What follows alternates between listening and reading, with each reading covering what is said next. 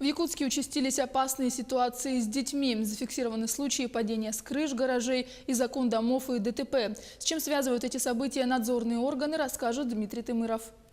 В начале этого месяца в социальных сетях распространилась фотография ребенка, стоящего на карнизе окна 4-го этажа жилого дома.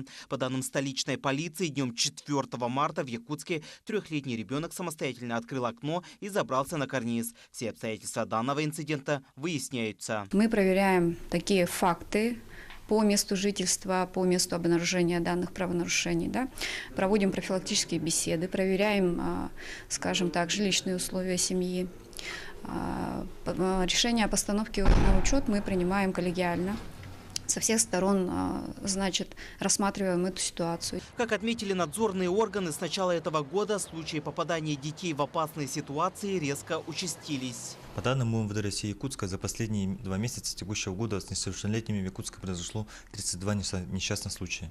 Большинство из них происходит по недосмотру родителей. Все случаи с участием детей регистрируются и подлежат обязательной проверке. Как отмечают эксперты, 80% детской смертности в стране происходит по вине взрослых. При этом 70% травм, несовместимых с жизнью, дети получают дома. Остальные 20% – несчастные случаи. А от преступных посягательств за минувший год только в Якутии погибли 17 несовершеннолетних. Однако, как показывает статистика, и находясь под присмотром в специальных учреждениях, в школах и даже в детских садах, в полной безопасности детей уверенным быть нельзя. В начале прошлого учебного года малыш выпал из окна детского сада в Покровске, а уже зимой этого года 2 девочки получили обморожение различной степени тяжести, самовольно покинув садик в Намцах. Детей никто не остановил. Что касается хода расследования и хода результатов расследования уголовных дел, которые случились с детьми непосредственно в детских дошкольных учреждениях, то уголовное дело, которое было нами возбуждено по факту падения 3-летнего ребенка из окна детского сада, расположенного в Хангаласском районе республики, расследование его окончено, оно находится на рассмотрении в суде. Мы ожидаем решения суда.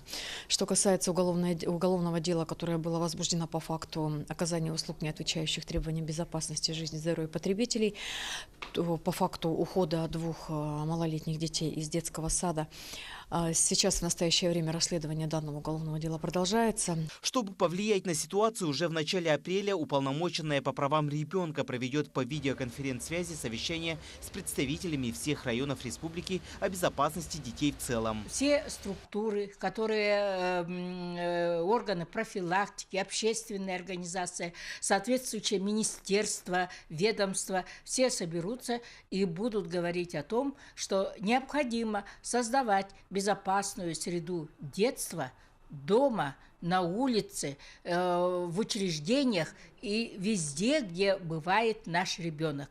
В целом в столице сегодня на учете состоят порядка 400 семей. С ними ведется работа со стороны контролирующих органов. Нам помогают органы системы профилактики. С нами вышли на рейдовые мероприятия представители школ, представители управления молодежи, управления образования. Очень большую помощь оказывают. Вместе мы проверяем эти семьи на дому, принимаем решения. Однако в первую очередь ответственность за жизнь и безопасность детей лежит на их родителях. Дмитрий Тымыров, Григорий Охлопков, Якутск.